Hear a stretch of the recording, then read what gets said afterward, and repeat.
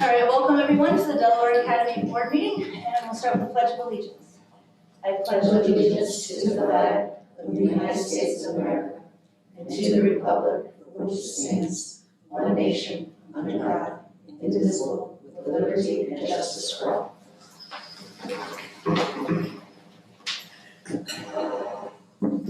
We do not have any presentations for this meeting tonight, so we'll go with public comments. Public comments may be submitted to the district clerk prior to the board meeting and will be read out loud by the district clerk. The board believes that open communication with our parents, students, teachers, personnel, and district residents is very important. For this reason, the board sets aside time at the beginning and end of each regular meeting for public comments. However, in order to focus on tonight's previously scheduled agenda and as a general rule, the board will not be able to respond to your comments and questions at this time. We may refer your comments and questions to the administration for follow-up, or we may add the subjects of your comments to the agenda of a future meeting. Either way, please be assured that we welcome and take your comments very seriously. The board asks each person to limit comments to no more than 2 minutes. In order for the district clerk to maintain accurate records of this meeting, each individual is requested to state his or her name and address. Do we have anyone who would like to make a public comment? We do not. Okay, routine matters. I'd like to approve the meeting minutes from November 4th and November 16th. A motion, please. So moved. Thank you, Tammy, and a second. Second. Any questions? Thank you. Any questions or comments? All in favor? Aye. Any opposed? And the motion is carried. We'd like to, next one is C, abolish the position of the CSE chairperson. A motion, please. So moved. Thank you. And a second? Second. Kim, any questions or comments? This will be, the abolished position will take effect on December 29th of 2020. All in favor? Aye. Any opposed? And the motion is carried. We will now create the administrative position of Director of Special Education and Student Services effective December 14th, 2020. Motion, please. So moved. Thank you, Seth. And a second? Second. Thank you, Kim. Any questions or comments? I just have one comment. Yes. Just to clarify that the new administrative position is a 12-month administrative position, which differs slightly from the previous position of CSE chairperson. Any other questions or comments? All in favor? Aye. Any opposed? And the motion is carried. We now have personnel recommendations. Motion, please. So moved. Thank you, Tammy. And a second? Second. Thank you, Lucy. Any questions or comments? All in favor? Any opposed? And the motions are carried. Would you like to? I would, yes, if we could stop on. Stop this. Tonight we're appointing Kristen Shearer as our new Director of Education and Student Services. Kristen has joined us tonight, so I'll ask her to stand up if you would, so everyone can have an opportunity. Congratulations. So Kristen comes to us with 20+ years of experience, majority of which are administrative. She comes to us most recently from Eastchester School District, where she was serving as the K-12 Supervisor of Guidance and Counseling. Prior to that, she was at Schenectady City School District as the Assistant Director of People Personnel Services, which also had oversight of special education. The majority of her career was spent in nearby Schenevus, where she was not only a senior high school counselor, but also Director of Guidance during her time there. And a little known piece of trivia, she started her career right here at Delaware Academy. She was a school counselor, one of her first jobs was here. So Kristen is super excited to be returning home. On top of all of this experience, she also holds prominent positions also at the state level.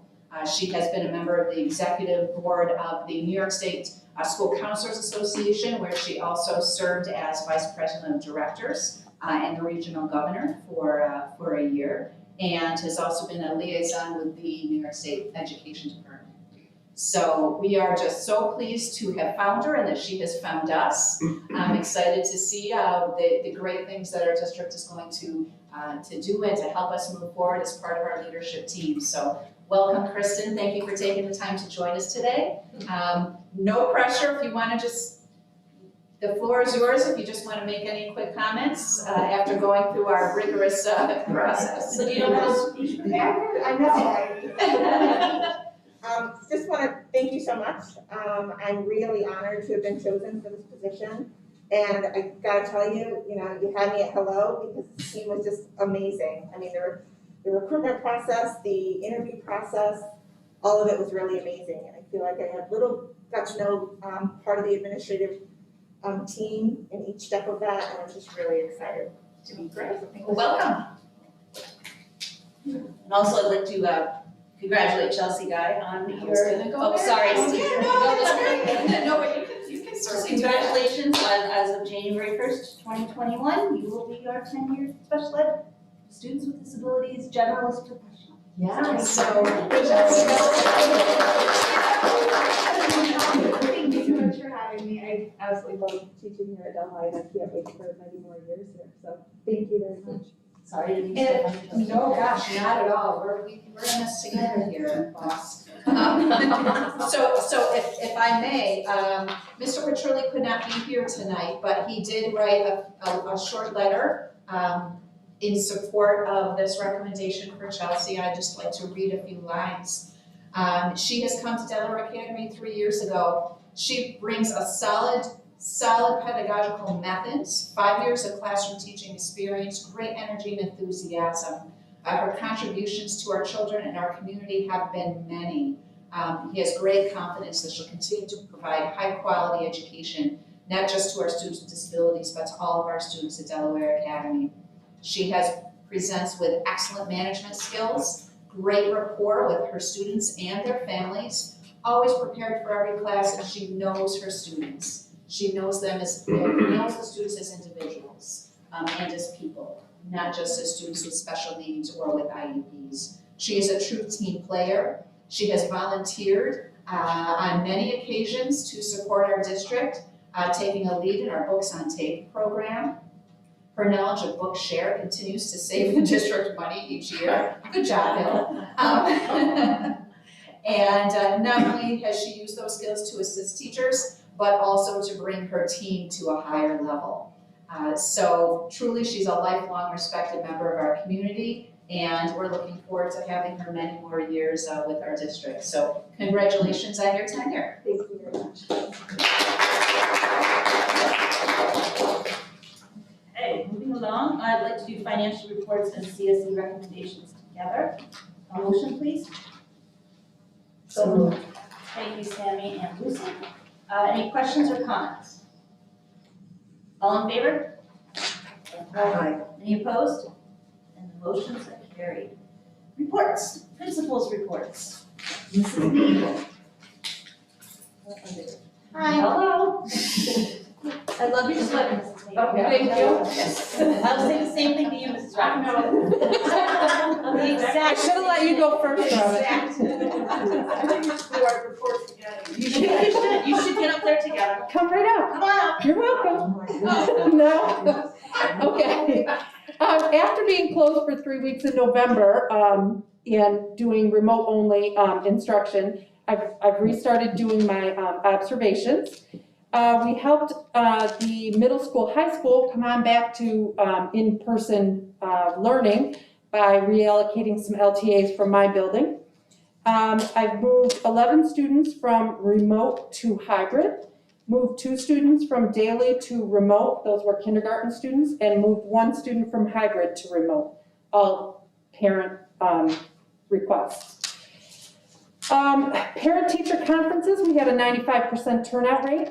We have 325 students and 19 parents were unable to attend. They were offered phone conferences, Google conferences, email back and forth. There were a lot of reschedules in there, but we were able to get the majority of our parents, 95% of our parents. So I'm pretty excited about that. Tomorrow I'll be interviewing for a new elementary school nurse, and with that being said, I just want to thank Carolyn Ruff for her years of service and dedication to the students in our district. She's been an excellent school nurse and she will be missed. But I wish her well. It's her time, she's ready to go. And so we will interview for that tomorrow. And I just want to give a shout out to the kids and the teachers in my building. They're really working hard in spite of all of the obstacles that just keep getting thrown in our path this year. And everybody is talking to parents, talking to families, talking with, the kids, doing all sorts of different things to make sure that they're succeeding this year. And I'm really proud of that. And our kids are resilient. They wear their masks. We don't have any problems with that. They come to school, they're doing what they need to do. So I just wanted to give them a shout out. Well, thank you. Yes. I'm sorry. Mrs. Zimmerman gave us student performance from last quarter. And how do those numbers compare to the non-COVID? You know what, I have to say, Mrs. Kelly, they're pretty similar. They really are pretty similar.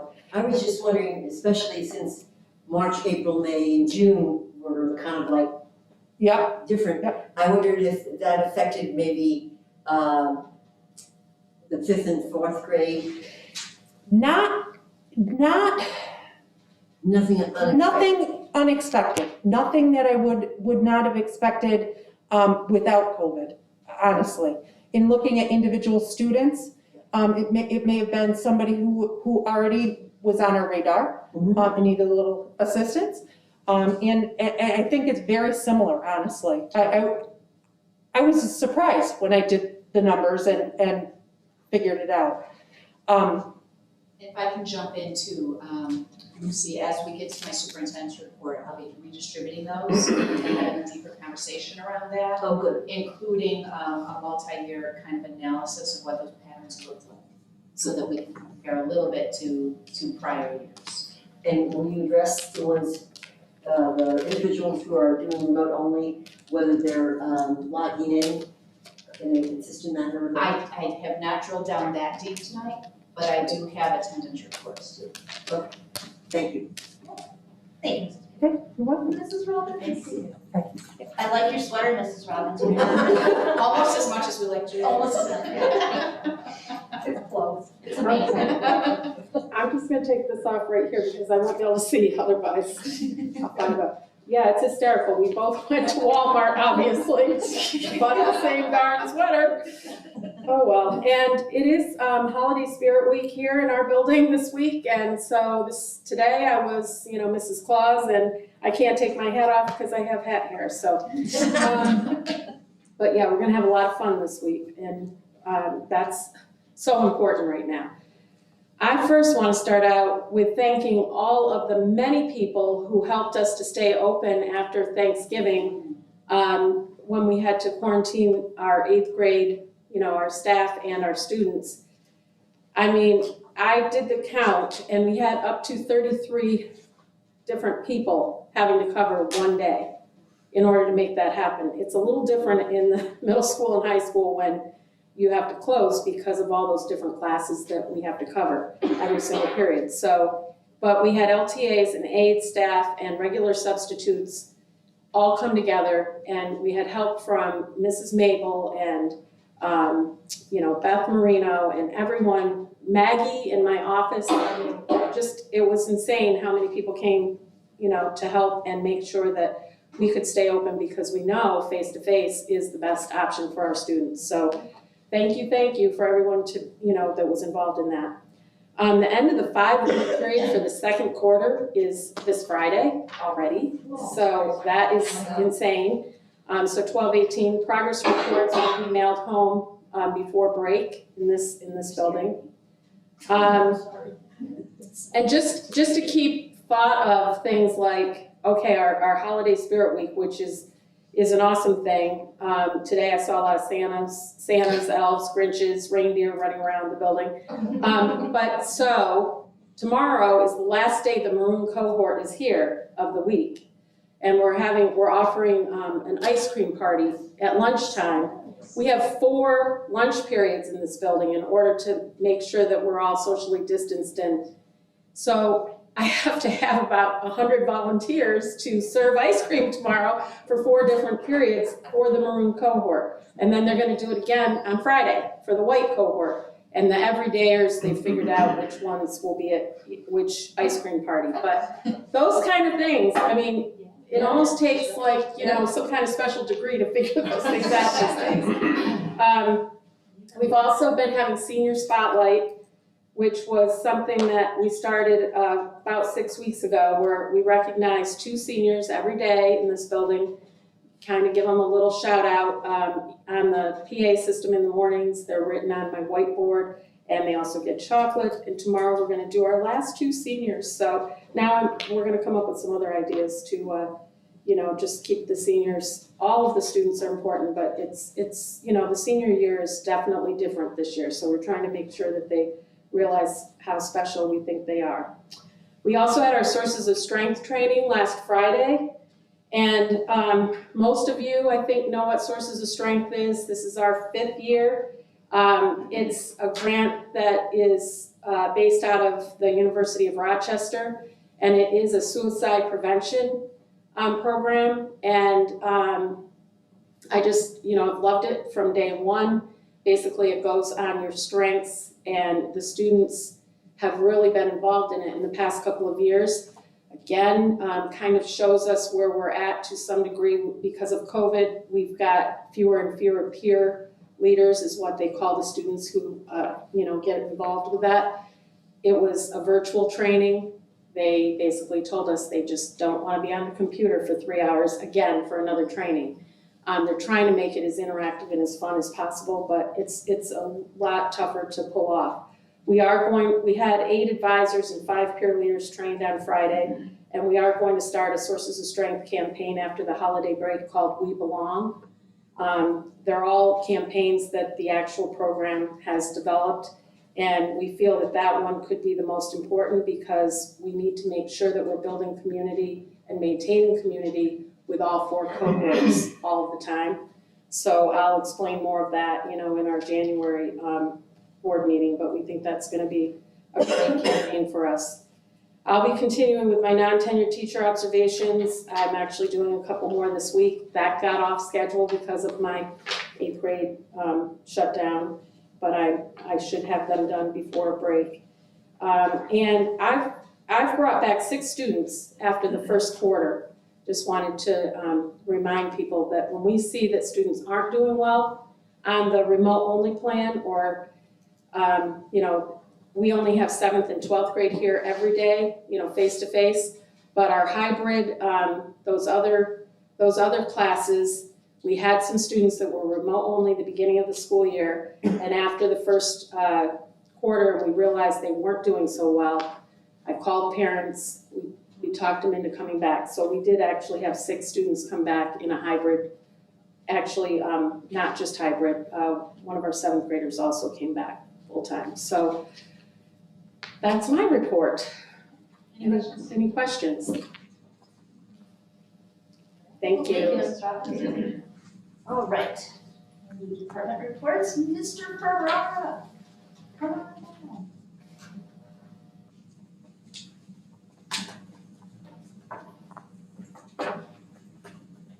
Spared you the nice sweater comment. Oh, come on. I don't own an ugly sweater. Ask my wife, all my sweaters are ugly. Seth can help you. I don't own one with reindeer and elves on it. No. So over the last month, we have continued our training and conditioning program. Now we're just with the traditionally indoor sports in the gymnasiums. Our outdoor sports have finished up. We've done winter sports signups. Our winter sports signups went well. We have good participation in all of our sports teams. We won't have any issues fielding teams. We've been running kids through physicals, trying to get them done in the event the season starts January 4th, and we have a lot of physicals left to do. Most students haven't had a physical since COVID started. They've been expired for quite some time, so we're playing catch up on physicals now that we can get them in and out of their healthcare providers and in and out of our DASH office over the next couple of weeks. Our athletic liaison committee has met a few times since our last meeting. We've been been discussing a few things. I believe you and Yes. Mrs. Kelly are gonna talk about that later. I got an email today. The area schools are trying to start a virtual indoor track and field season. Track and field happens to be one of those sports that is not high risk, it's considered low risk. So it is a sport we could participate in if there were facilities to do it. The reason we canceled the indoor track and field season was because we were using places like Cornell University in Ithaca, Cortland State, and they weren't gonna let us in their facilities, and there was no other facilities to use. So a couple area athletic directors had proposed a virtual idea where we would participate at our own districts. We would get one official to come to our district, do the events we could do indoors, log scores remotely. There hasn't been much further discussion on that. At this point in time, I'm not a huge fan. I guess I'll need more explanation. Our whole career and what we do in athletics is built away from the computer screen. I'm just tired of forcing our athletes into computer screens. I'd rather keep them in our weight room and in our gyms working towards whatever activities we do have when we finally do get going. That discussion is going to probably continue. I'll come in January with more information. I just wanted to let you know that was on the table as far as a winter activity that could keep our kids active to some extent. As most of you have probably seen, Friday, NISFA came out with a statement, New York State Public High School Athletic Association, saying they were canceling the winter state championships. And for that, all that page of reading you did, that's really all it said. Everything else is par for the course. We had a tentative start date of January 4th. That is still our tentative start date. That hasn't changed. All that other verbiage in that document said is we're waiting for Governor Cuomo to give us permission to start, be it January 4th or February 4th or whenever that date he decides will be, it'll be. There are a few athletic directors from the Binghamton area and I that have been talking over the weekend since that report came out from NISVA and we just feel like Governor Cuomo's not gonna allow high-risk sports. I think that's where we realistically stand right now. We're looking at the real probability we're not gonna see high-risk sports this winter, and that's all we have to offer our kids. So I had some conversations with some gentlemen from the Binghamton area, and we got in a discussion about how the National Federation of High School Sports, which governs sports in all 50 states, they have basketball listed as a moderate risk sport. New York State has gone above their head with the Department of Health and the governor and listed it as a high risk sport. We feel the only way we're gonna get our basketball players on the court this year is likely to get that label changed.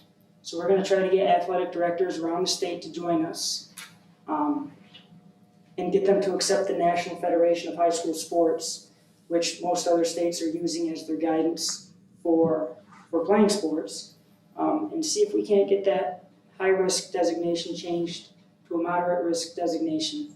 Long shot, it may be, but it may be our only shot as we inch closer to January.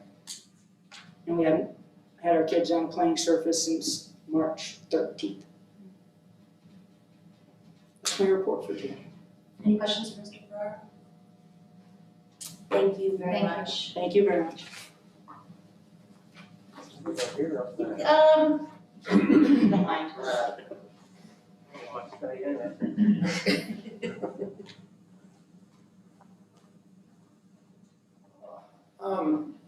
We had, basically, we've only had a couple of things go on. We had the fire inspection on November 17th, which we did pretty decent at. There wasn't a lot of problems. They were solved within a day, so that didn't take much. The AVIs we just did December 10th, which was why I couldn't make into your interview thing there. Other than that, that's been pretty much it. We're waiting to fill out the AVIs. Mrs. Zimmerman and I got to fill them out, but the state doesn't have all the forms on our site. Surprise, surprise, you're dealing with the state. So other than that, we're doing pretty good, so. Any questions? Thank you very much. Thank you. Mr. Schultz. Nice sweater, Mr. Schultz. Really? Yes. I'm gonna disagree. He's a real team player. I like the snowflakes. He's a real Grinch. What's that? You're a real Grinch. I know, I am. I've been called that a couple times the past couple of weeks. Don't know what you're talking about. No arms. Yeah, I know, right? Yes. There's been a little game with me and a character outside my door. So, I don't really have a whole lot. Budget update, pretty steady. We haven't had any kind of, oh my goodness, what's happened? You know, we set the budget this year. The 20% aid cuts have kind of gone to the wayside.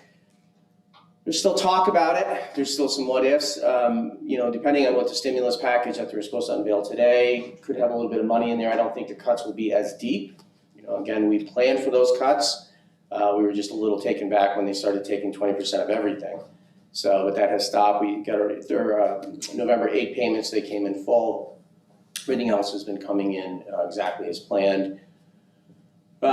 We have really been doing a lot more HR in the last probably month or so with everything COVID related, people working from home, quarantine from home, EFMLA. We've been doing a lot of stuff, and each case is very different, but I think we've got a pretty good handle on that, trying to find some consistency. All in all, staff have been fantastic during the whole thing. And you mentioned Beth Marino. She comes in every morning and basically hits the pavement running and does it with a smile and has been able to fill these voids whenever needed and has some great ideas. She's done it long enough to make sure that, you know, the classrooms are taken care of and the students are being overseen. So I give her a lot of credit for doing that. She's great at it. Yeah, the stimulus, aid cuts, we will start budget development probably next week, probably next end of this week and probably the first couple of days of next week, and then we'll be on break. During the break, we'll work on it. My goal this year is to go with a 3-year summary before we actually start to sit down and look at budget and staffing. We have some retirements. We kind of speculate some coming into next year and see how that works. The talk right now is, as far as aid numbers from the state, I don't expect to see them in January. I expect to see them probably a little later than normal, and they're not going to be great.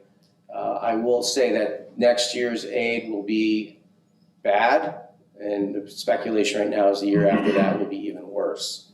But that gives us time to plan and to look at everything that we have currently.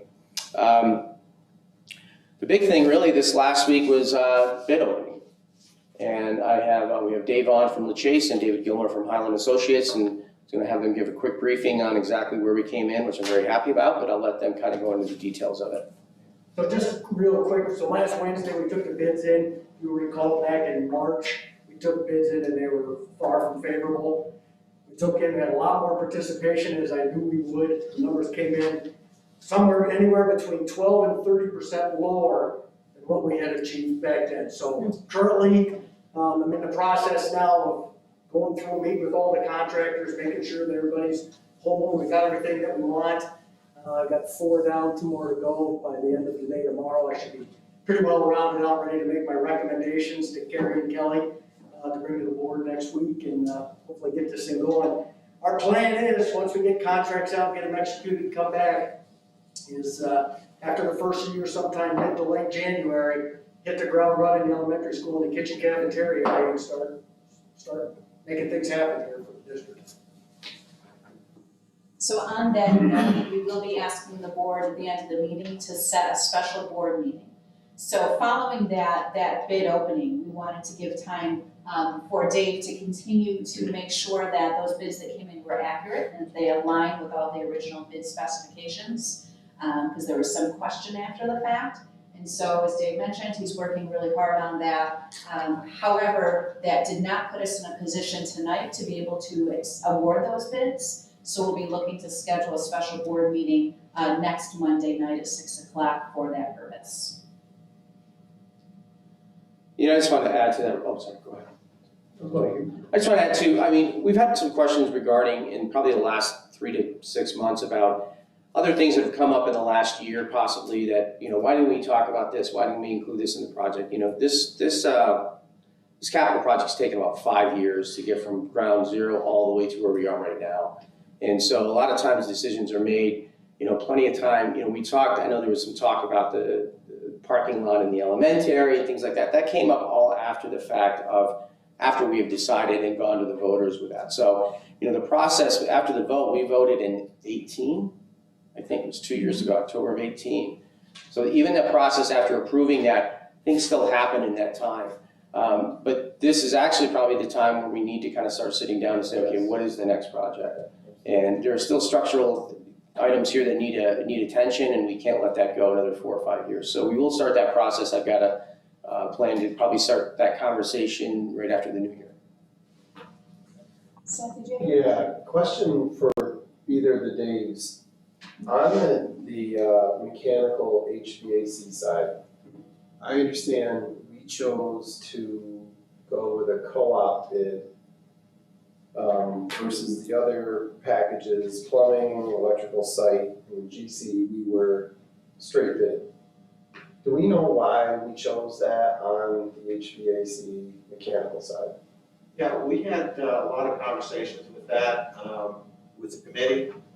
There was talk at one point in time, there was a presentation done with the committee on doing the whole project co-op. Yes. The reasoning that was given for going with the HVAC was that the majority of the equipment on site now is one manufacturer, one set of controls.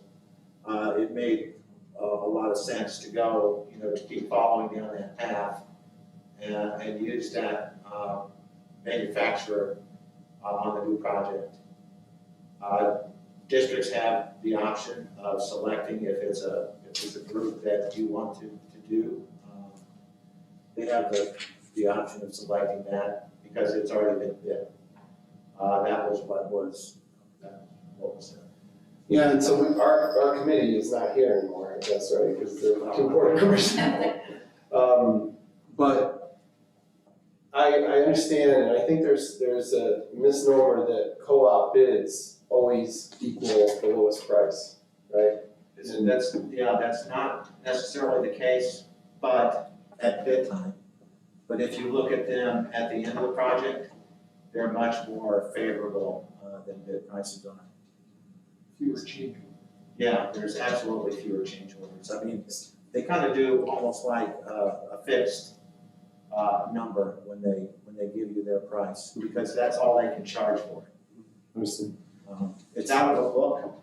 Yeah, I remember when we looked at the co-op for the whole thing, and we considered that, and I remember. I'm wondering at the time too, Seth, and correct me if I'm wrong, that prior to everything that COVID has been set up on our society, it has influenced everything, right? In a typical year, as you're planning a project, I could see where co-op at that time when this was planning, and I wasn't here, so I don't know, this is just speculation, could have been seen as perhaps more favorable when, all other things being equal. And now is there a chance that the influence of the market due to COVID has perhaps caused that to shift at all? Or not necessarily?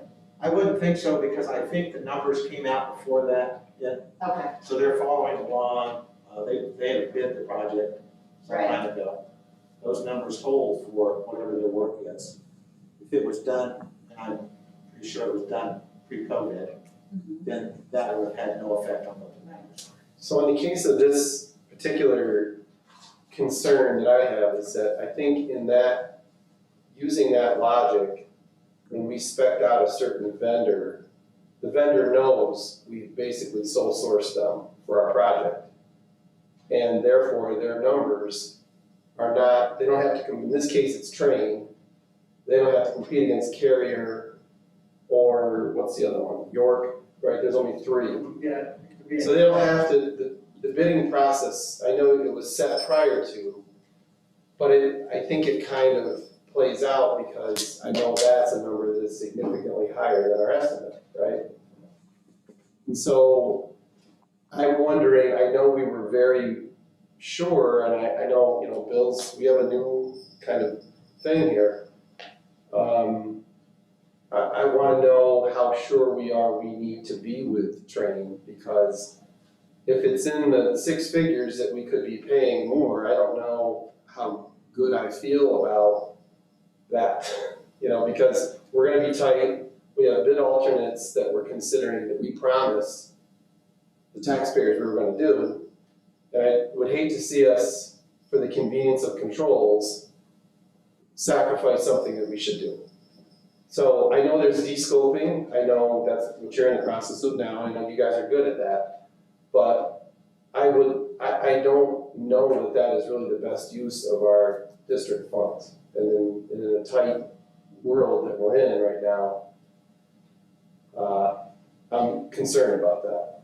Steph, can I just clarify a couple of pieces that you just mentioned, just so that I can make sure that you have an opportunity to respond to that. That first assumption being that potentially you're saying that because of the co-op bid, that we could be spending, I believe you mentioned like six figures worth of dollars, potentially $100,000 or more, beyond what we would have otherwise. So maybe if you could address that to the best that you know how. And then the other piece being that you mentioned bid alternates that we promised taxpayers. I just want to be careful, Yep. because bid alternates, my understanding are we can't necessarily promise them. Well, because the scope changed, and when the project was approved, it was, this is what's in the project. Right. And the project was voted on and awarded, and then things started to change a little bit with some of the items, and rightfully so, you know, you get down further into things. And then it was like, well, let's have bid alternates for these other pieces.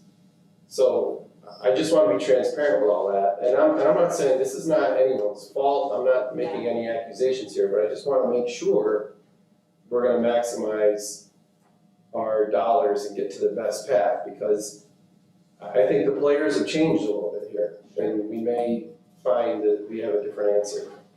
Part of the prioritization, of course, is maximizing our bid alternates wherever we can. I just don't want to lead people to believe that it's a guarantee that all of the bid alternates No. get into the project. I just. My understanding, and like it's been 5 years, but the bid alternates were decided upon before we actually went to SED with design and development, am I correct?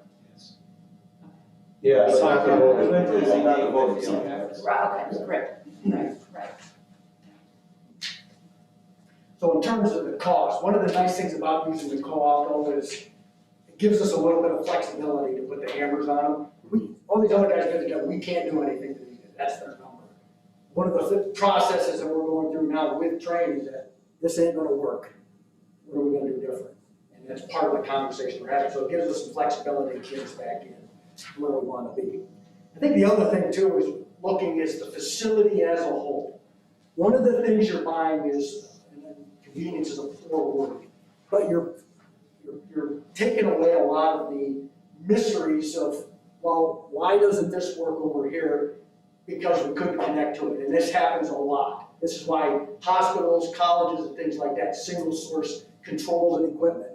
Because they'll tell you today that they can connect to that piece of equipment, only to find out that that's not 100% the truth. And you get a lot of, well, that's his problem and that's his problem. What we're trying to do here is to, I say, maximize the ability of the facilities department to maintain the building is in the most simplest form that they can. Yeah, I get that, it just comes down to at what cost. There's a value to that. So I wanna be sure, because, I don't know what Dave's new, I don't know what controls he's familiar with, but. I tell you right, I have dealt with two different controls in the same building. It does not work. Like this gentleman just said, it doesn't work. You will end up with more arguments. Well, it's this guy's problem. No, they'll say, no, it's this problem. We're the ones stuck in the middle, ended up paying for it in the end. So it really doesn't pay off. It's easier to go with one set. If it's already there, it's easier to go with them instead of trying to combine them. They never talk. He's right. They never have, they don't. And it's sad to say, they should, but they don't. So would it be possible, once, I know that you're continuing to work with Train and to talk with them about where that came in. Prior to our special board meeting, we will have a finalized set of numbers where all of the bids came in so that everyone on our board can see that prior to that meeting. Yeah, you'll have a written recommendation from myself on, based on the bids and information that I de-scoped them and Right. comfortable with. So that we know where we land, so then we'll actually have figures to put to it that you're looking for to kind of substantiate or not what that potential savings really represents. Yeah, and is there a way that we can, I know that part of what we put out for bid with Train is not necessarily something, they don't really do mechanical installation, so they were gonna sub that out to like a Louis Pachano or somebody like that, right? And then they're gonna mark up that work because they're the ones that are giving us the price through the co-op, right? And But they've already bid this work, you're saying it like they can do whatever they want, and that's not the case. They have a set of numbers that have been bid publicly and awarded that they have to follow. so why didn't we use them for our estimates then, just out of curiosity? If they're coming in at that level, why are they so different than our estimates? Well, that's, keep in mind, it's been over a year since we did our estimate and what have you. We get the equipment pricing from them, and then we kind of do our own estimate based on our experience, so, So that would probably mean you find it to be excessive. Well, potentially, like I said, that's a year ago. Yeah. Things have changed. Yeah. I mean, just because it just seems to play out, if they're a single source, you're gonna get, so I hope, and I'm a little confused, if they say this is the number, we can go back and say it's not really the number? Well, here's what we go through. We go through we have stuff thrown in there that we can pull out, and I'll give you an example. All right, I put in there that they're gonna have to have a non-working superintendent on site. What'd you say? A non-working superintendent on site. We can elect to take that out. Soft costs there. You're talking soft costs, right? Yeah, soft. They also have a sizable allowance in their contract too. If they decide that that's not something that they need to have in there because it's, kind of like this is what our number is, that comes out to. We got $112,000 in allowances. That's our contingency for that. So. Just for HVAC. Yeah, and the only reason I'm getting into this more in detail now is because we'll have a week before we have to come back and finalize this, so do you think that they will get to the bid estimate number, or if we're really close to it? They'll get closer to it.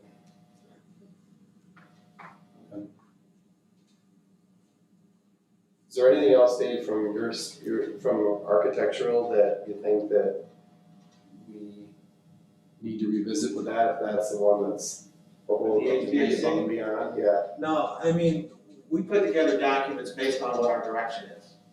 If there would have been a different direction, and if you would have said, 6 months ago, we want to look at something else, we would be more than happy to do that. Yeah. I mean, that's the thing, we want to do what you want us to do. It's kind of like disappointed that we didn't hit the mark as far as what you wanted us to do, but I thought we had based on what our meetings were. No, you might have, it's only that, I think that being the only piece that we kind of have sole sourced I think it leaves us open to an issue like that. So, I mean, I just hope over the next week we can get it back in back in the corral somewhere, that's what we're shooting for though. Okay, good. Thank you. Good.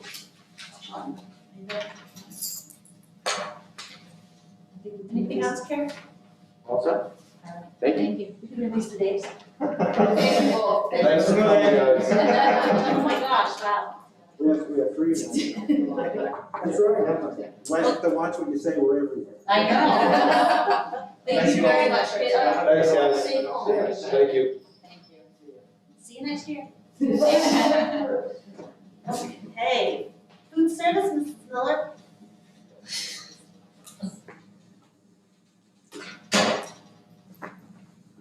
Well, I have to say, I'm like Dave and Jeff. I do not have an ugly sweater, but I wore a sweater. I hope that counts. Okay. So I just wanted to give you guys some numbers. With all of our students, half not here and half out, with breakfast, we have an average of 140 students eating breakfast in the classroom in the elementary building. And our numbers have never, ever been that high. Even with all of our students here, we usually average 100 breakfasts up there. So they are just doing a really great job. In the high school, they are finally where I want them. We're averaging like 95 breakfasts, and I want them to be at 100. So they're really close. And then for lunches, 130 in the elementary and 150 in the high school. And I just have to say kudos to my staff, because everybody's saying how wonderful their staff is doing. We are doing breakfast in the classroom in the elementary building. We're doing breakfast at a kiosk out here when the students come in and do their health checks. We're doing lunches. We have staff that are getting meals ready for the remote and the hybrid, and we have backpacks going out. We're serving lunch every day. The girls are just constantly moving, constantly on the go. They know exactly what students, exactly what meals. If somebody's out on quarantine or don't have transportation, I talked to Greg and his crew is just amazing. They say, this is what we need, and Wayne Blackman showed up today and he goes, we have meals that need to go out. And we ran around, got them together, and off he went. It's just a well-oiled machine. Everybody's getting fed, the ones that are here, the ones that are home, and I just can't say enough about my staff. I just have to feed those kids, and I'm all about it. So are my staff. The fact that we dance in the morning in the foyer, maybe be increasing the sales at the high school. Yeah, maybe. Just saying. Free entertainment. Scaring them away. We're not scaring them away, Mrs. Robbins. Teenagers.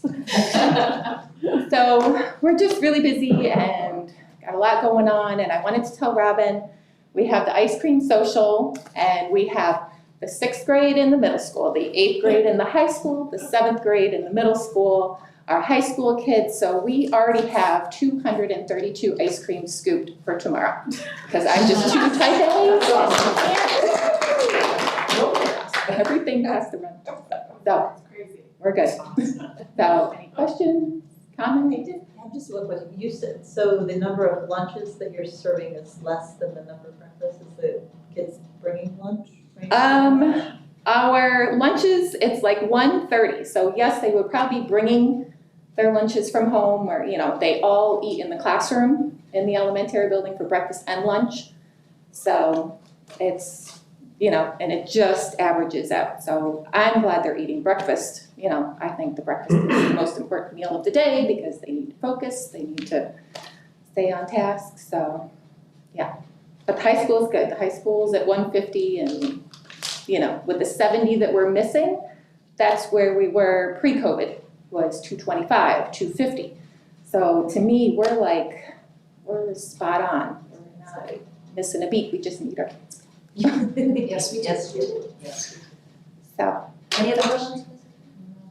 But Chris sets the expectation and the culture with the staff in this department. And that's why they are truly doing as amazing as they are, because she says under no circumstances will any child go hungry in this district. And she means it. not on my And they know child. she means it. Nope, I get on the phone to those parents and I That's say, you know, So thank you. Thanks. Thank you. thank you. All right, special education, Ms. Zinman. Yeah, super quick update. Mr. Petrilli is not here this evening. He is just gearing up for his retirement coming soon. So I have pardoned him from participation where it's not completely necessary. I did meet with Dawn today. We did go through kind of the schedule and anticipating this transition. I have to tell you, Mr. Petrilli has all of his CSE meetings up to date. They are all on schedule, including reevaluations. We're right where we should be. The department's in great standing to hand that over to Mrs. Shearer. And that also includes his observations of special education faculty and staff are all up to date at this point. And certainly we wish him all the best in his impending retirement. His last day will be this Thursday. Wow. So, yeah, so if you happen to see him in some way, shape, or form, please wish him all the best. That's all I have for special education. Any questions? All right, moving right along, Mr. Potter Zeba. I thought since I'm the tech guy, you could put your Zoom overlay in an ugly sweater. Oh, that's a great idea. Green screen. In terms of technology, today was a bit of a challenge for us. We ran into a global Google outage, and we try and keep the word out and let everyone know when things are happening and provide updates as necessary, and just handle the calls as they come in. And really that's been our focus. We haven't been pushing on new projects because just keeping up with broken devices and day-to-day support calls has been our main focus, and that's where our bread and butter is at this point. I think right now I have like 10 or 15 Chromebooks out trying to get repaired between calls, and just trying to keep everybody moving, and parents calling and saying I need a device, I pick one up at the loading dock, all of those normal day-to-day operations. That is what we do here. So I'll open it up for any questions that you may have for me. Thank you All right, for all sure. you do. Absolutely, you're welcome, thank you. All right, Mr. Firstborn. All right, I don't have a lot of things are going as going on. Just let everybody, say Yes. There it is. You win. To my wife. Mr. Firstborn. Firstborn. I bet everybody at home would love Yeah, to you see got it. that. Come on. He's got it. All right, there it is. Wow. So, unscripted, everybody's reading about their staff, and I had planned on coming up and saying the same thing. Daily, the runs are changing as we're getting notices of certain students on quarantine, and then whether we're closed or buildings or classes or grade levels. So every day there's an adaptation that the drivers are doing and modifying their routes. And just as well, they're keeping up with a lot of the detailed stuff, because when it comes to taking a day off or something coming up, they've got all the notes for the sub-driver and all, because they're very much different, some of these runs day to day, just as it goes. Everything else is going very well. We are in a lot of different things. I did want to also mention that Darren Evans has completed his 19A endeavor for getting credentialed as a 19A certified examiner. It's not a small feat. It takes a lot of studying, and then 4 days of class. He took last summer, and amidst COVID and rescheduling and all, then he had to go to Albany, take a 100-question test, which you have to get above 90, and then when you do that, then you move on. Last week went to the final section of road tests and then testing another driver and so forth, where they credential you, and we're just waiting for the final word, but he's successfully completed all that, so we're in a good position there. Other than So that will allow him to do what, right? That'll allow him to do all the reviews, and driver reviews and stuff like what I do in my absence, or if it was needed, or even for myself. So I have another person on staff to be able to do that. All the paperwork for biennials and annual reviews for drivers, testings, all that he can do, the written tests. And it has to be a certified examiner to do it. I see. And each driver, somebody has to be credentialed to do that and certified. And then they're also responsible for the audits and everything else, and all paid for. It gives us that level of cross-training that we've talked about so much, right? Right, and that was one of the things, especially like COVID and everything else, that my absence or so, that things can go on and should be. It's the intent that I would continue and do it, but this way we had a secondary plan, so. That's great. And just like I said with Chris, our transportation staff would not be able to do half of what they do if it weren't for the constant positive can-do attitude that Greg brings, and just pushes us to be flexible. And never once have I heard that we can't do that. When we've said we need to shift and we need to do this, Greg's on it, so thank you. Thank you, Dad.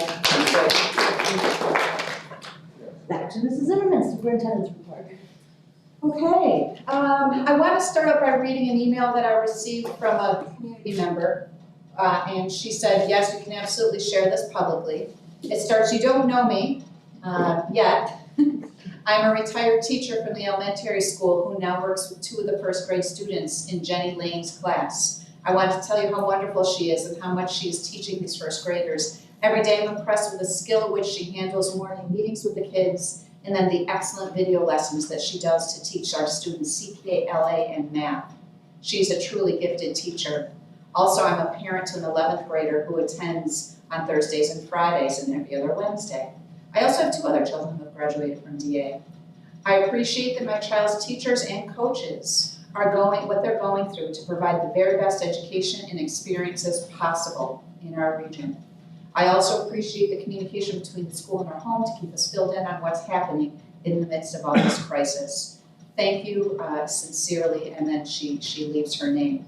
So I know a few people have already commented on the positive feedback that we've received from our community, but to receive unsolicited emails like this just underscores the amazing work that the team here is doing, and that it's recognized and appreciated, including the degree to which our teachers are being innovative and going above and beyond in the midst of all of these challenges. So I just wanted to share that with the board. My second piece is at the end of the last meeting, Mrs. Kelly asked if we could please have data prepared to answer the question, how many of our students at the 10-week mark were failing. So I have provided just some numbers on not only that statistics, but I looked at it from a strengths-based perspective, and I want to talk a minute about how many of our students are succeeding as well and are passing, and not only that, are exceeding expectations given all of the challenges associated with COVID. I want to share these with our building leaders as well. I have one for Robin.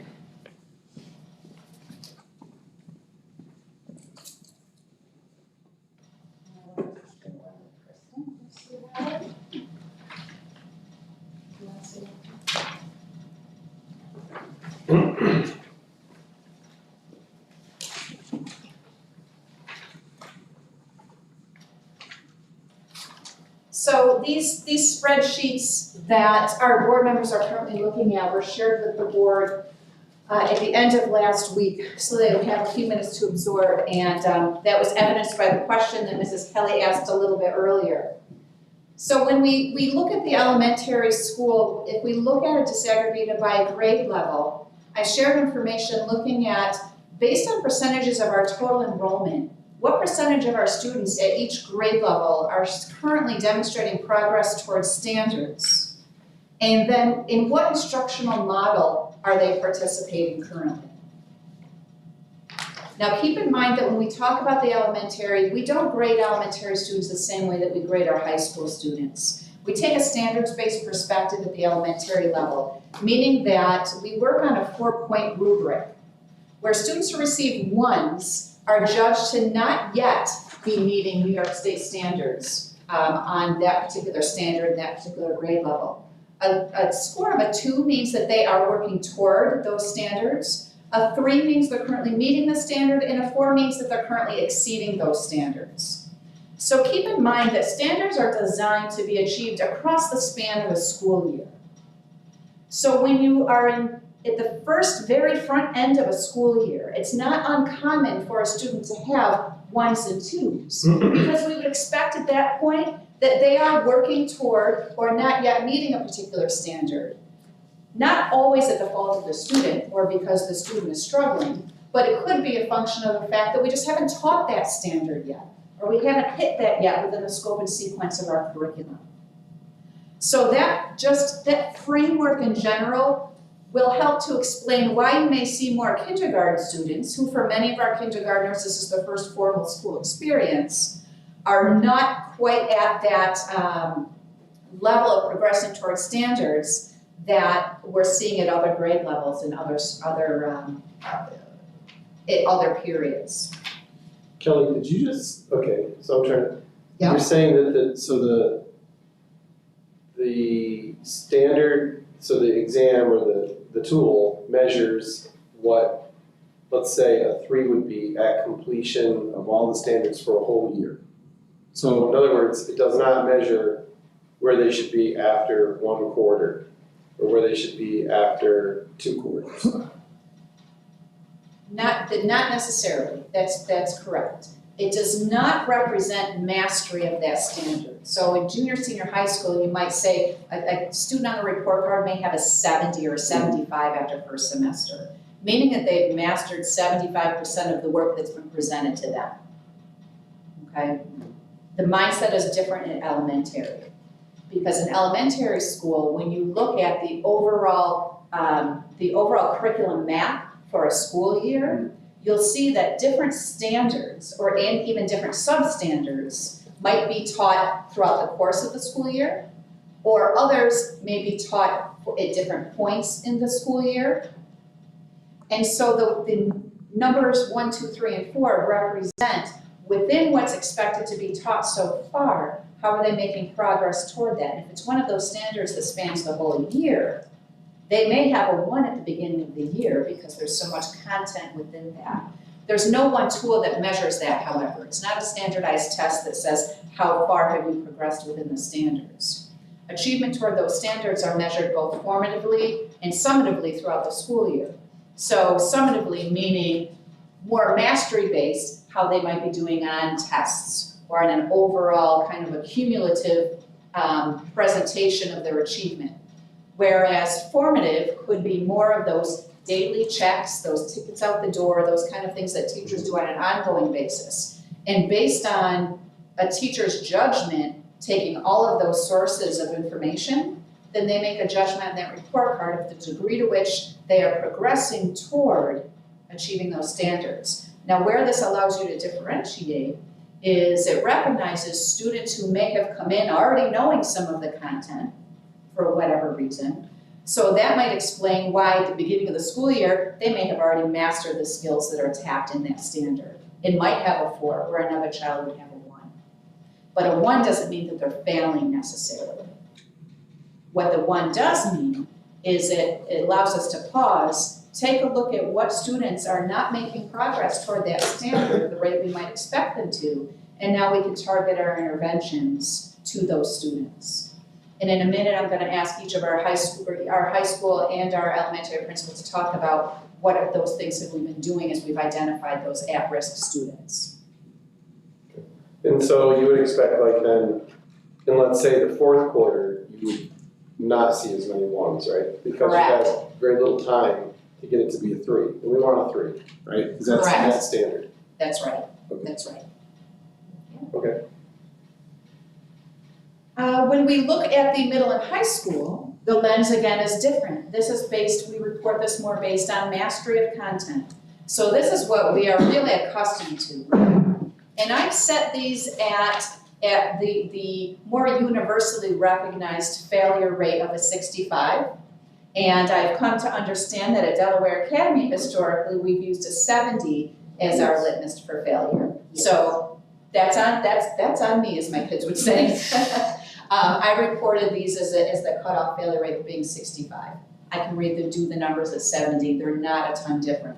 But I just want to recognize that because that is a different practice here than what I've been previously accustomed to. What jumped out at me, quite honestly, I expected more of our students to be failing, to be quite honest. We have 100% of our students who are seniors currently passing, which is really phenomenal. When we look at the number of students based on our enrollment who have made honor roll or high honor roll or principal's honor roll this year, really impressive numbers here. To see percentages of passing rates of our total enrollment in all areas in the 90s with the exception of 8th grade, 1 grade level, I'm sorry, a little bit in 10th grade as well. That is, I will tell you, not common for the end of a first quarter of a junior, senior high school, especially when you layer the challenges associated with COVID on top of that. What I did find interesting, though, is to look at, and Robin touched on this a little bit, when we look at our numbers who are currently failing, let's take 6th grade for example, 4 students out of 70 who were failing at the end of the first quarter, 3 of them are remote only. 1 of them is hybrid. When we look at, that's illustrated again in 8th grade, when we look at the number of students who are currently failing, majority of them being remote only. Well, that's something that's very telling. And when we started recognizing this pattern, you know, we kind of took a step back and said, all right, what are we going to do to re-engage our remote-only students? And when Robin was mentioning earlier that we basically required some of those students to come back into school, that of course were students who did not have, who are not medically vulnerable necessarily, who did not personally have a medical reason for choosing that remote-only model. That was made, all those decisions were made in consultation with families. And in some cases, it could have been a student whose parent chose remote only because it was easier to let their kids sleep in the morning and they didn't have to fight with their kid to come to school. But we've insisted that where it's feasible to do so, that those students need to be back here in person. And I think that we've done a great job at that at the high school to specifically address that. I also looked at these numbers compared to where we were performing overall same time last year and the year before. I did not include those on here, but that's data I can also provide you. But the number of students failing at the first quarter were not statistically significantly greater than the numbers that are represented here, which again is a huge testament to the weight that our teachers have lifted to make sure our students stay engaged and continue to perform at high levels. I was really pleased to see that. What I did attach on the back, I asked June to give me this data just today to share with you, is I was just curious about our daily attendance. Now, I will tell you that it's been no small feat to try to track attendance this year.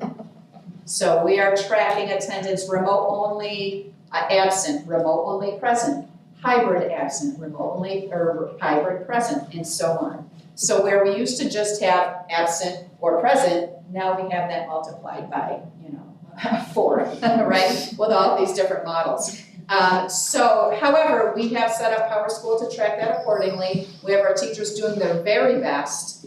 And our chronically absent student rate, as it currently stands, is at 6%. Last year and the year before was at 4%. So, yeah, I think that that's astounding, quite actually, with everything that, all the challenges that we faced with our models and in getting students to engage this year, and we're only looking at a 2% difference. It doesn't mean that we're ignoring it. We still need to address our chronically absent students. However, keep in mind that some percent of that can also be attributed to the fact that tracking attendance this year is not an exact science. And so there could be some clinical error associated in that number as it's presented. So all of that being said, before I ask Julie and Robin just to briefly explain what we're doing to target those students who are currently failing, any questions on any of the information as it's presented? Julie, you want to hit elementary real quick? Sure.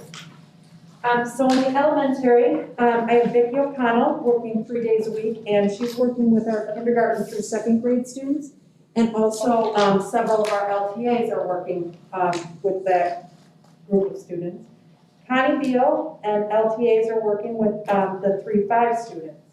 And I just need to, as an aside, let you know that Connie has several times covered some absences of other teachers in the buildings as we've needed her to. So, but they are getting that. But there are time in teachers' schedules to give intervention right in the classroom, so that initial intervention happens with the classroom teacher this year. My remote-only teachers are amazing. They're doing online teaching and maybe a recording. The kids watch that, and then they get on with the students one-on-one and work with the students one-on-one from their homes. So they're getting an amazing amount of extra help. If they aren't working one-on-one with them, they have office hours. If they're doing synchronous learning in the mornings and the class is going on as scheduled, then they have office hours in the afternoon where kids can get on at any time during, a period and get extra help that they need. There's a lot of parent contact and partnerships. As I said, even parent-teacher conferences, there were numerous ways to reach out to the parents. But I even had one teacher say to her parents, I'm not really sure what I'm gonna tell you different than you already know. I talk to you every single week, and that's the truth. And not necessarily was that the case, and I'll use Mr. Haight's son. I never called Mr. Haight once a week to talk to him about his son in my class. But with the things the way they are right now, that's actually a positive, that parent interaction. There's weekly school counselor lessons in every single class. That is going to our social emotional learning. That's also followed through by our classroom teachers, and they're doing their Obeas things. Really timely, collaboratively planned lessons. So in other words, students on Monday are learning Unit 1, Lesson 1, and on Tuesday they're Unit 1, Lesson 2. And it happens whether they're here or at home, it's happening across the board. Calls are also going home by me if there's a need for it. And we're working with families to help the kids to attend and complete classwork. And that is a big support in itself. Just really working with the families to help them get through it. So, Thank you. Yep. Robin?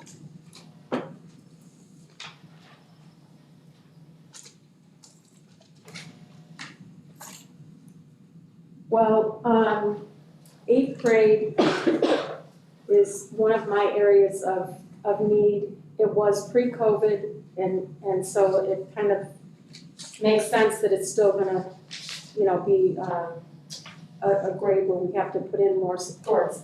And for some reason, that group also decided to stay more remote only. And even though we have convinced a few parents to send their students back, at least at the hybrid, that is what 8th grade is, I haven't been able to convince all of them. So that is our largest group that is remote only in this building.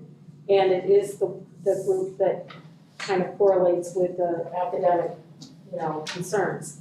So there are a couple things that are going on. We actually have a student support team that meets every Tuesday morning. We'll call it the fun group, just so you know.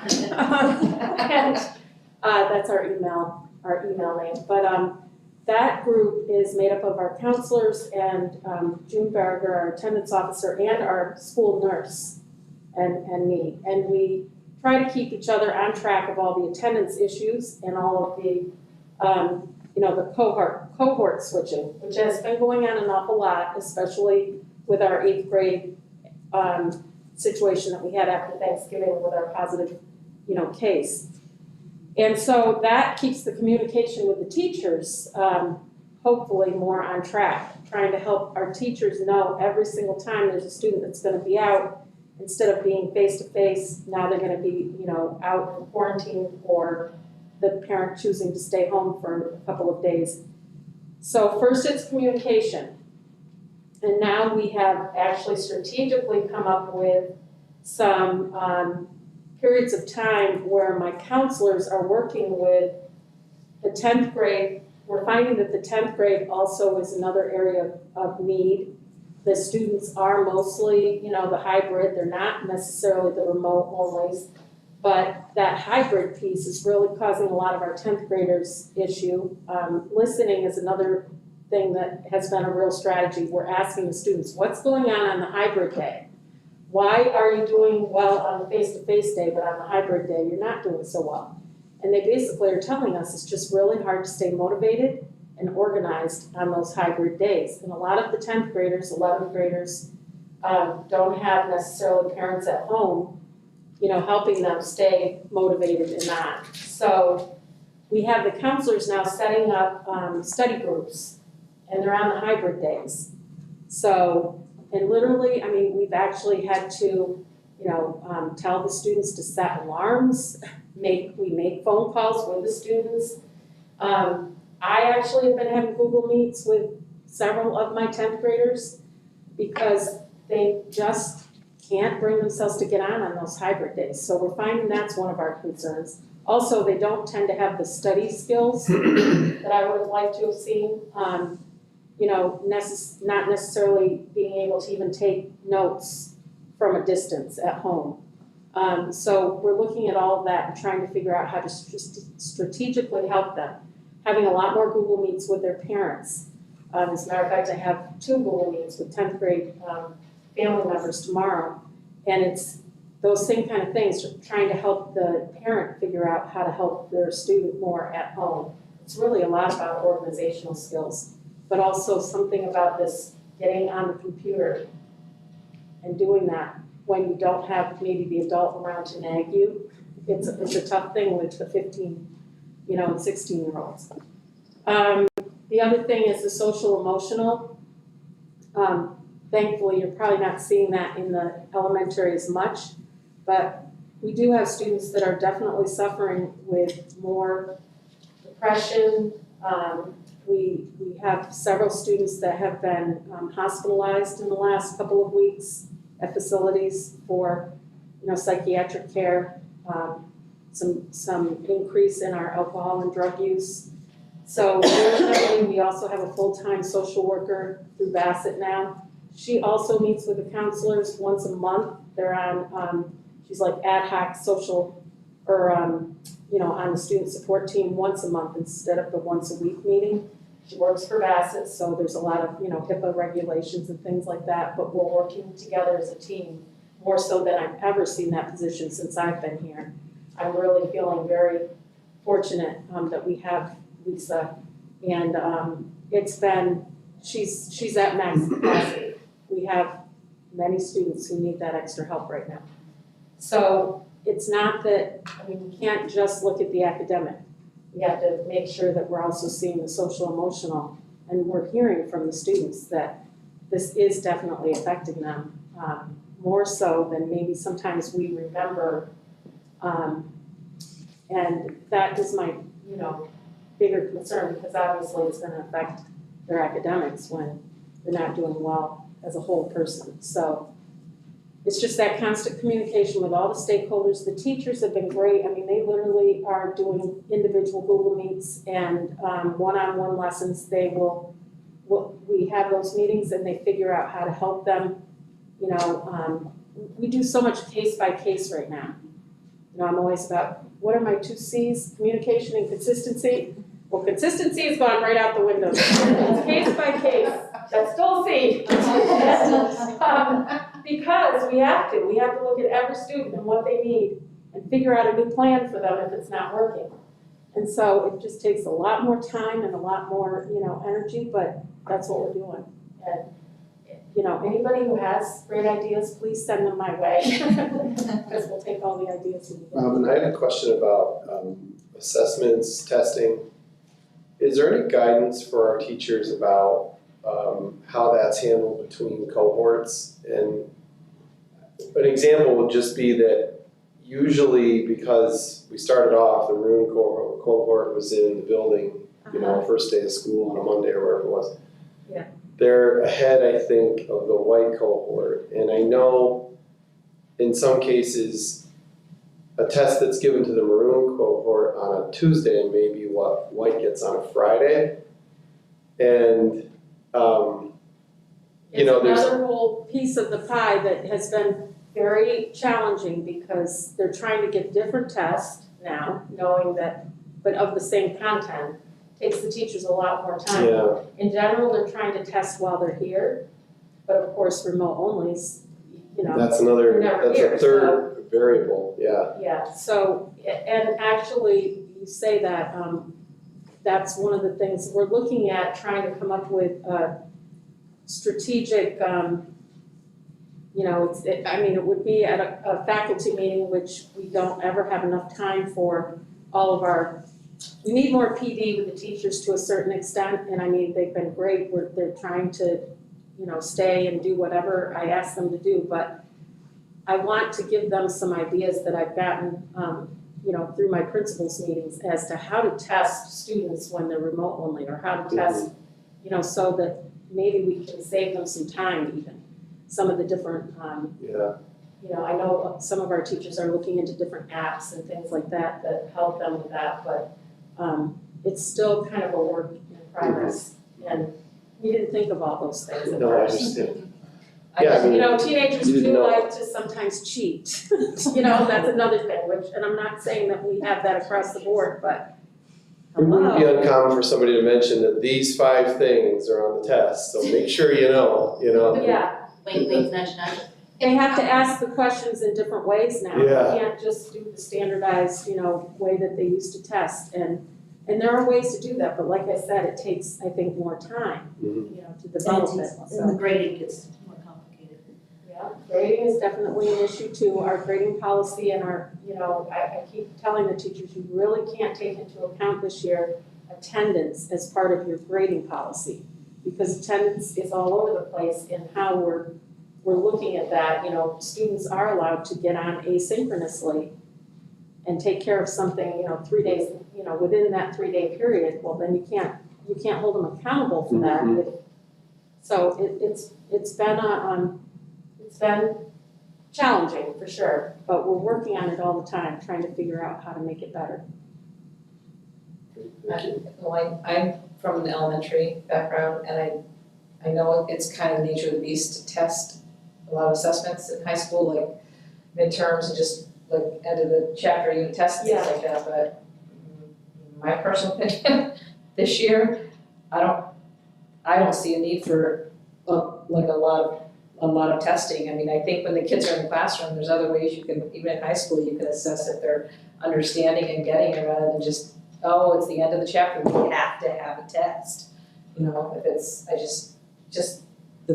because of the situation we're in, I just don't think testing should be like a big focus on their grade. That's just my opinion. What I've learned just in talking with teachers, even prior to COVID, our teachers are engaging in a lot of creative ways to assess student progress and learning. There's a lot of project-based assessment that occurs here. There's a lot of hands-on demonstration, portfolio assessments, in addition to more traditional methods. And so I think that that's something that our teachers are already very skilled at.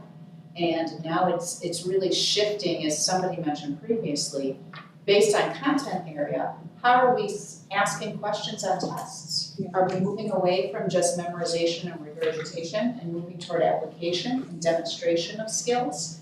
And it becomes harder to cheat when it's only up to you to demonstrate, in that way. But it varies. One of the things that this district committed to was recognizing that our teachers are professionals and really masters of their trade, and giving them the latitude to not only choose what type of instructional service delivery model works best for them, but also based on their knowledge of students. And assessment is just one piece of that. But yes, that is, but what we're discreetly aware of that phenomenon and that propensity for students to be able to cheat. We want to maintain a level playing field, certainly, so. Yes. Thank you, Robin. All right. So thank you, Lucy, for bringing up that question last time. I wanted to make sure that we not only addressed your question, but gave kind of a bigger picture. That being said, at the semester mark at our February meeting, I will be presenting a full formal data presentation that goes really kind of into the weeds and disaggregates this data even more discreetly, so that we can have a full focus on how our students are progressing at that half-year mark. So you can expect that. Can I request that you show us the 1s and the 2s and the 3s and the 4s at that time, Kelly? Yes, I can show semester, quarter over quarter, to show how that changes a little bit at the elementary, absolutely. That'd be great. And the other thing Kelly was just going to mention, that this is GPA, overall GPA. Thank you, that's right. I've been, diving in deeper. Like, we do have some seniors that are still not passing their English class. On a subject area, right? And they need that for graduation. So their GPA is passing, but there are some that still aren't passing every single content area, so. I don't know how to address this, but, and I don't know how anybody else feels about it, but I would like to have a conversation to maybe change the passing grade at high school to 65. I don't know what we have to do about that. If it's 70, I think it'd be 65. I would recommend to the board that start in policy committee, because I did look into that, and that is set in our district policy. And I believe you're on our policy committee. Okay. That's right, yes. It's hard for me to keep track of everybody who's on all the committee members. But that certainly could be a discussion. It would make sense to me to start there and then bring that to the entire board for consideration. Thank you. Maybe go into the history of why we did go, because it was 65, we did raise it to 70. So maybe we can delve into the history behind. It's been a long, I know it has long been. time, since the late 70s, I believe. Yeah. From what I was. 65's been it for everywhere I've ever been or known for years. Well, and I also take pride in the fact that at Delaware Academy, we hold ourselves to a higher standard. Absolutely. That's No, what I understand that, and I agree, I understand that, and I agree to that point too, but I also think, I don't know, I've seen it both ways. I've seen, when I started at Oneonta, passing was 75, and that was, 15 years ago, and they eventually changed to 65. It's hurting a lot of kids, it really is. I don't know about the 5 points, but the 10 to get a 75 to pass to graduate high school, it was hurting a lot of kids.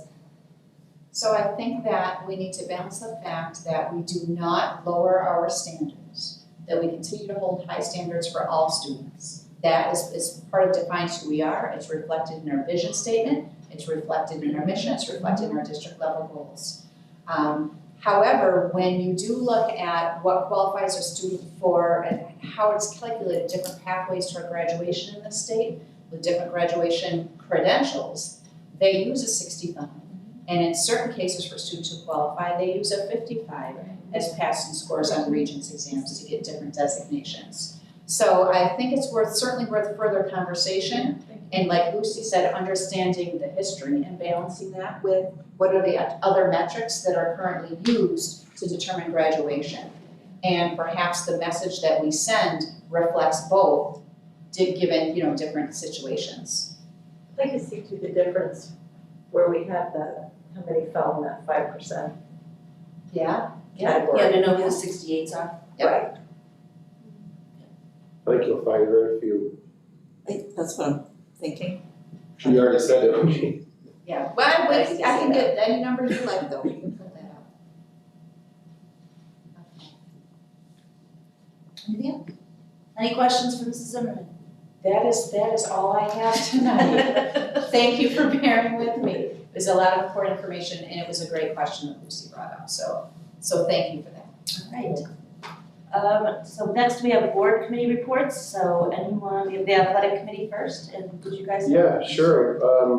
So Lucy and I and Kelly and Jeff met a I week think we ago. met twice, so Yeah, that's. because we just got an off cycle or something like that. One thing that we were happy to see that Jeff brought forward was a way for the community, if we are in a athletics model where there is a limited number of fans coming, or no fans coming to games, how can the community stay in touch with the games, knowing that we have a lot of participation, home and away actually, for our fans. And so Jeff brought forward 2 video monitoring, video system options that are from 2 different companies. They have pros and cons for each, but they allow the community to log in to see, and by way of camera. We've talked a little bit more about it. We've talked about costs associated with it. It appears that it could be reasonable. One of the vendors we already use for some of our video packages for filming, and so we're taking a look at how that may play out. It looks like year 1 could be pretty reasonable for us, and then there's sort of an ongoing cost, which is fairly reasonable. The things that we wanted to ensure was that we had the ability to potentially do some things outside and inside. Could we buy additional cameras, et cetera? Some of this is reimbursable through a BOCES cooperative service agreement. And there are many other schools in the MAC, I think over half, 6 other schools in the MAC either have this or are moving toward this so they can keep their communities involved in the competition. So I think we're at the end point. How did we leave, or did you get any more information from our last? I'm gonna yield to Jeff on that. I have not been in receipt of updated estimates. Have you, Jeff? No, the last estimate we had was. Yeah, so we're in favor of it, I think, Lucy, right? I mean, we're supportive of wanting to do it, right? Yeah, not only for our community, but I think we brought up the fact that even our community members' mental health, they need something to look forward to too, and they've always been very centered about our school and our sports, That's right. as well as our academic and other performances. So the quality was a question, I think you assessed that, that was very similar, Jeff, between the two. And so it just came down to figuring out the best financial option, I think, for both. But we also wanted to be fairly consistent because if we could go with a similar thing that the rest of the MAC schools are going with, then there's probably some familiarity with how to use that. So if you wanted to try to log into an away game, obviously that probably wouldn't be through our system or through our portal, it may be through another school. And Jeff did get a response on that. Yes, Mr. Ferrara, that there is reciprocity as far as that is concerned? Can't you work together in the MAC and get a better deal with all this? Well, No, we tried. I'm sorry. they canceled that meeting. But I have another question though. We also discussed that this wasn't just a COVID solution, but for many years to come, being able to provide some grandmas and grandpas who Yeah, need yeah, yeah. snowbirds and or elderly community members who weather prevents from attending our events and the multitude of people that may enjoy this service for a fee. So is it like, for example, is it like a flat rate contract or is it so much per event? It's Flat rate. It's flat rate, oh, okay. It's a renewal and And so do they say, it's the contract for like the basketball or it's like, what's in the. so they can do they'll do Any as sport, many as you want? anything that goes on there. You schedule the time on the internet, the camera comes on during that time.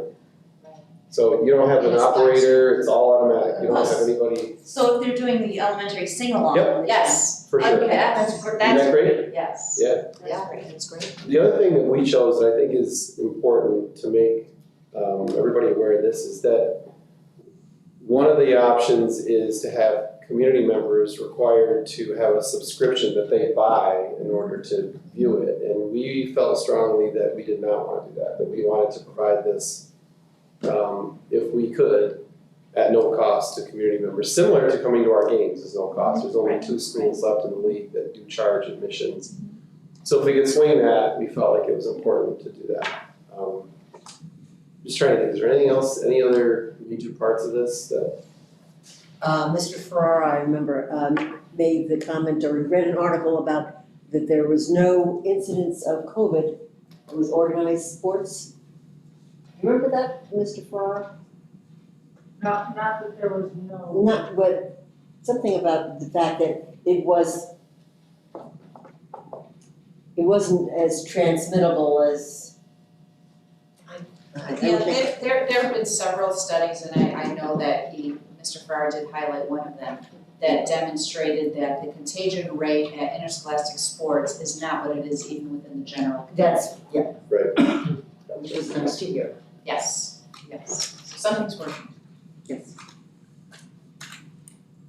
Any other committee, did you want to do? Board liaison. Yeah, the board liaison did meet, it was a Google Meet.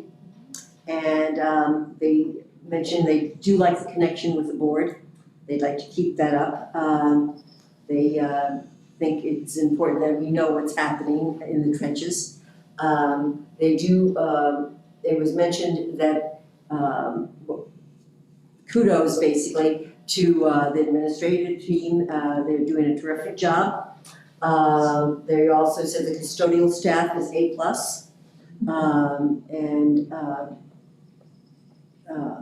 And again, kudos to Mrs. Miller with her fine adaptation. They said a positive that they let Mrs. Zimmerman know that the faculty would like to know things before it was brought out to the general public.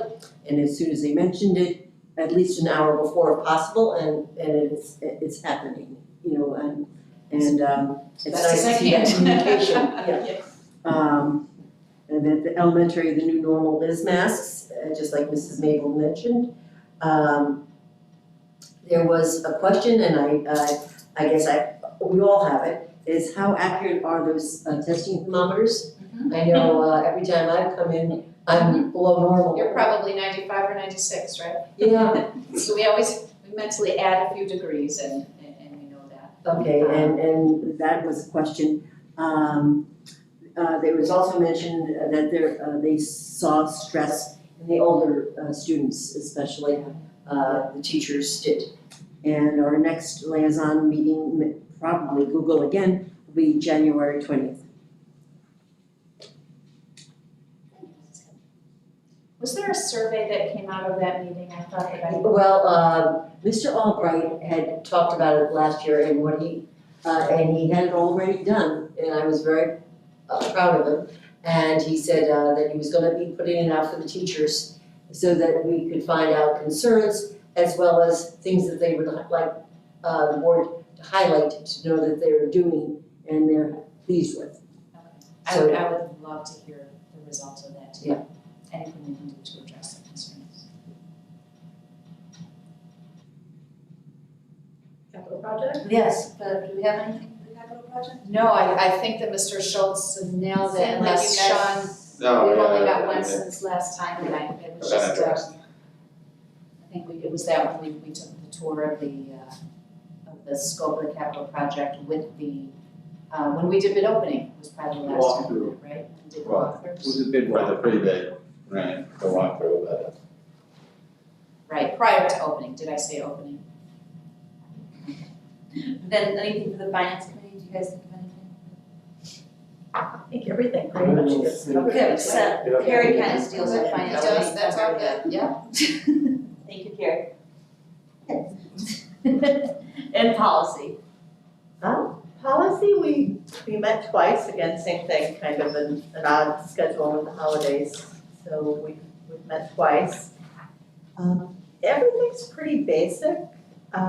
We've got the two newest board members are on, so it's a good opportunity for them as we review the policies to ask questions and become familiar with the stuff that goes on behind the scenes.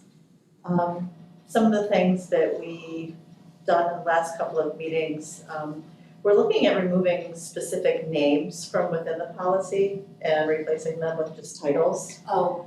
So that we don't have to constantly be going in and updating and changing anytime that people come and go. There was a section in there regarding investments that we do need to update the designation of depositories for the school. We're looking at changing all references to superintendent and other positions and making them gender neutral. So that it's not his or her, it's his, it's a his or her there. Just kind of clean up type things. And as we do get down into, we've got policy adoption coming up, and there are two, typically the policies go through three readings. One reading this month, one reading next month, the third reading, and we accept it the third month. we do have the alternative for whatever reasons we may have to sort of fast track policies. And that just means that we would look at them at our first reading and go right to call it a third reading and adopt it. We don't typically do that. I think last time we did that was when we had our opioid policy. We wanted to get that into place right away. But there are two policies in this meeting that we are going to go right to our third reading. And it just has to do with some grants that we're applying for. And just every year they look at things a little differently. And there's some language that we needed to have in our policies, which is a change from last year. And so we need to update our policies. It's very standard, and Carrie or Kelly can give you a little bit more detail. But timing wise, for us to get our requests in and be able to review in a timely manner, we have to have these changes effective immediately.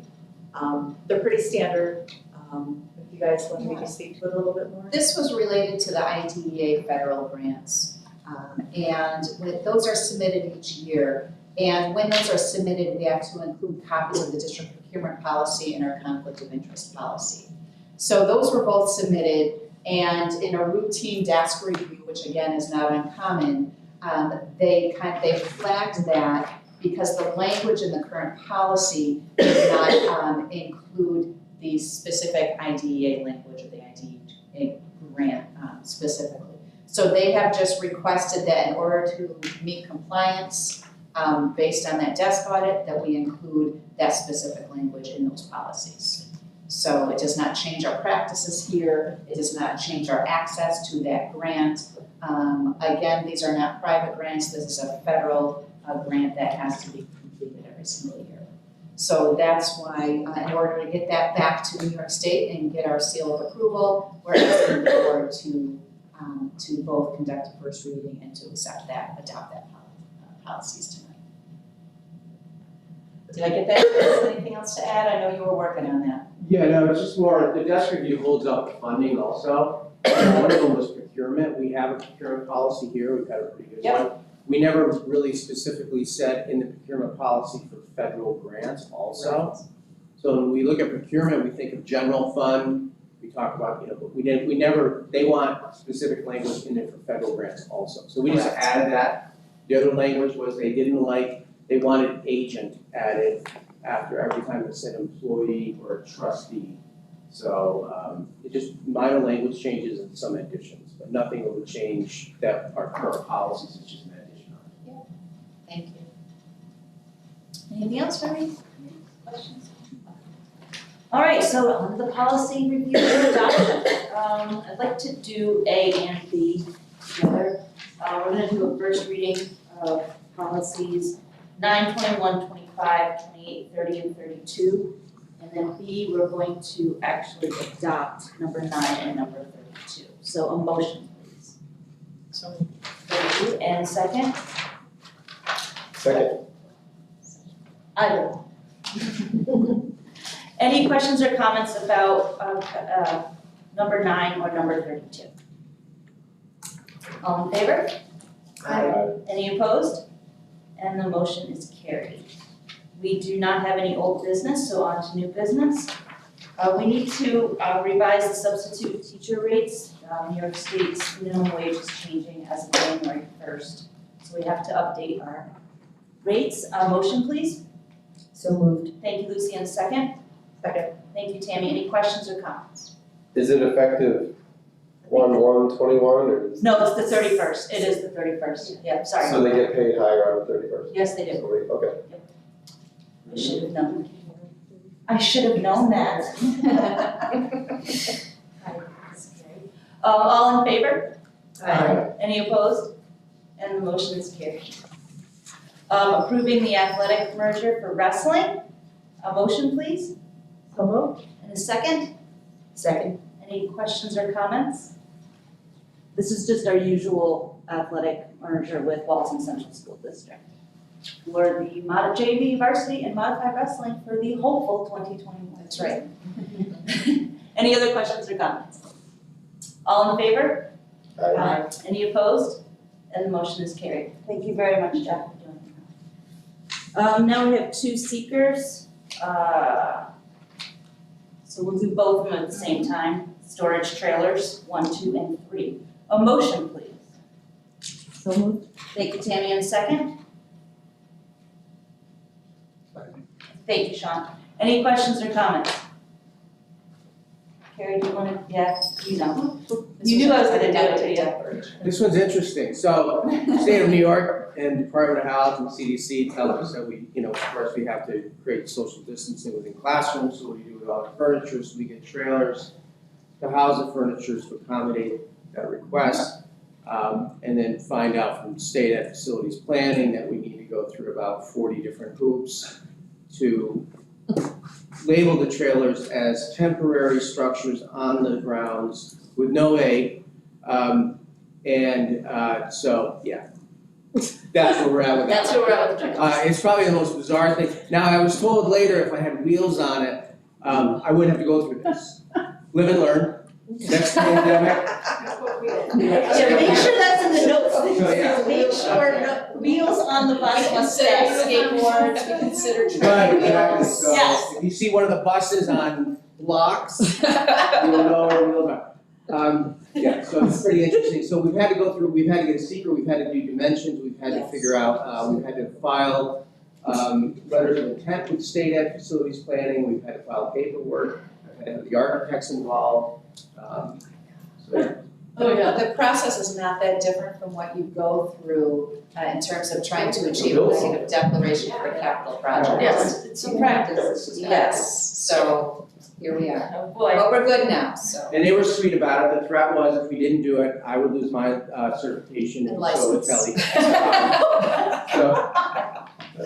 Sorry. You have to please pass this resolution. Okay, everyone. All in favor? Aye. Any opposed? And the motion is carried. Thank you. All right, I did both of them, right? Yes.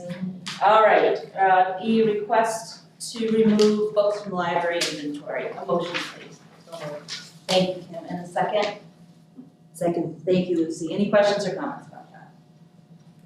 Looks like the library is doing what many of us are doing during COVID. They're going through the closet. Something like that. Yes. Something like that. That is, I see there are new books, so they're going out and they're coming in, so. Yes. Thank you very much, Mrs. Oliver, for that. So all in favor? Aye. Any opposed?